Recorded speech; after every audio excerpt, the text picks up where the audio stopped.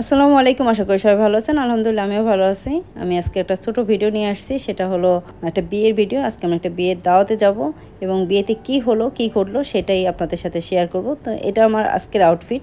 আমি আগে রেডি হয়ে নিই, তারপর আপনাদের সাথে সব কিছু শেয়ার করতেছি। তো এই তো আমি রেডি হয়ে গেলাম। বিয়েটা হচ্ছে আমাদের এলাকার এক মেয়ের বিয়ে। তো আব্বুর যাওয়ার কথা ছিল, আব্বু যেহেতু অসুস্থ আব্বু যাবে না, তাই আমি হাবিবা আর বাচ্চারা যাচ্ছি। বিয়ের ভেন্যুটা আমাদের বাসার খুব কাছাকাছি, তাই আমরা হেঁটেই যাচ্ছি। এই যে ওমর, আমার ফাতিয়া বুড়ি, হাবিবা, ওসমান। আমরা ভেন্যুতে চলে আসছি এবং এসে দেখি বউ অলরেডি চলে আসছে। ফাতিয়া বুড়ি স্টেজে উঠে গেছে একা একাই, বলতেছে আমি ছবি তুলবো। তারপর কয়েকটা ছবি তুললো। আমরা এসেই দেখি প্রথম বেশ খাওয়া দাওয়া শুরু করে দিছে। আমরা ওয়েট করতেছি আর ওদিকে বড় চলে আসছে। বরকে দেখি নাই, তাই উপরে দাঁড়িয়ে দেখতেছিলাম বরকে। খাওয়া দাওয়ার অ্যারেঞ্জমেন্ট যেহেতু দোতলায় করা হয়েছে আর প্রচণ্ড ভিড়, প্রচণ্ড গরম, তাই আমরা নিচে এসে বসলাম। আর এই তো বর এন্ট্রি নিতেছে হলের ভিতরে। তো আমরা অনেক সময় অপেক্ষা করে উপরে আসলাম খাওয়া দাওয়ার জন্য। এসে দেখি উপরে ঝামেলা চলতেছে বরপক্ষ আর কনে পক্ষের মধ্যে। আসলে ঝামেলাটা হচ্ছে তাদের খাবার নাকি শর্ট পড়ে গেছে।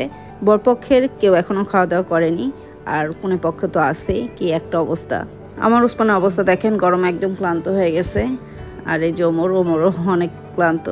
ফাতিয়া বুড়ি তো ক্ষুধা লেগে গেছে, তাকে কোনো রকম মোবাইল দিয়ে বসিয়ে রাখা হচ্ছে।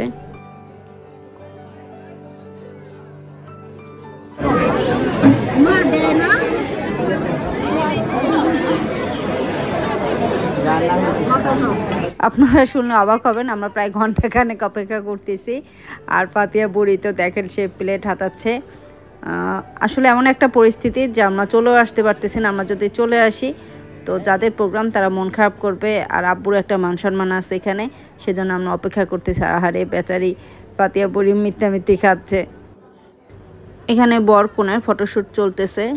জীবনে কোথাও বিয়ের দাওয়াতে গিয়ে এইরকম বাজে অভিজ্ঞতা আমার হয়নি। মানে প্রায় 2-2.5 ঘন্টার উপরে আমরা ভেন্যুতে আছি। 1 ঘন্টা যাবত টেবিলে বসে আছি, কিন্তু এখনও খাবার আসেনি। শুধু আমাদের না, ওই যে বললাম বরপক্ষ কনেপক্ষ সবারই, যারা প্রথম 2 স্টেপে খেয়ে গেছে তারা খেতে পারছে। প্রায় ঘন্টাখানেক পর বোরানি দিয়ে গেছে, তাও প্রায় 10-15 মিনিট হয়ে গেছে, খাবারের খবর নাই।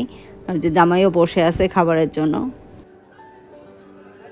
অবশেষে খাবার আসলো, কিন্তু খাবারের অবস্থা বেশি ভালো না। জানি না কেন, আবার কি রান্না হয়েছে না কোথাও থেকে কিনে আনছে, ঠিক জানি না। তো যাই হোক, যেহেতু আসি খাওয়া দাওয়া করেই যাই।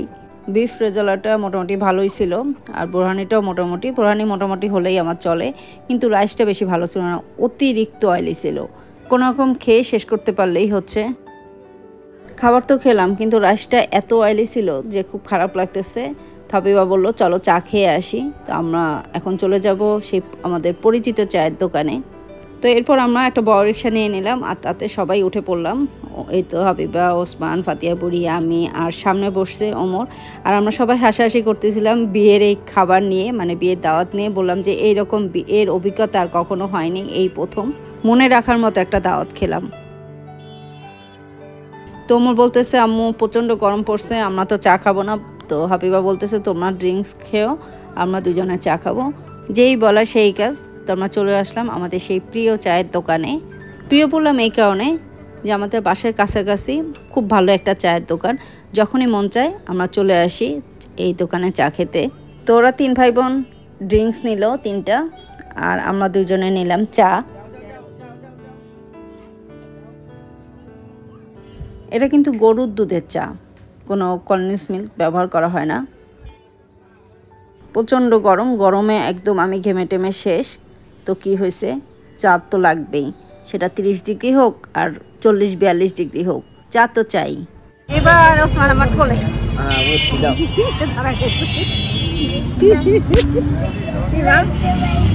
ওসমান আমার কোলে। এই তো বাসায় চলে আসছি, প্রায় সন্ধ্যা হয়ে গেছে। তো প্রচণ্ড গরম, তার উপরে বিয়ের তৈলাক্ত খাবার, তার উপরে চা, মানে একদম অস্থির লাগতেছে। জানি না কি অবস্থা হয়। তো আজকের ভিডিও পর্যন্তই। আমার জন্য দোয়া করবেন, আমি যেন ভালো থাকতে পারি, সুস্থ থাকতে পারি, সবাইকে নিয়ে আনন্দে থাকতে পারি। আজকের ভিডিও পর্যন্তই। আজকের জন্য আল্লাহ হাফেজ।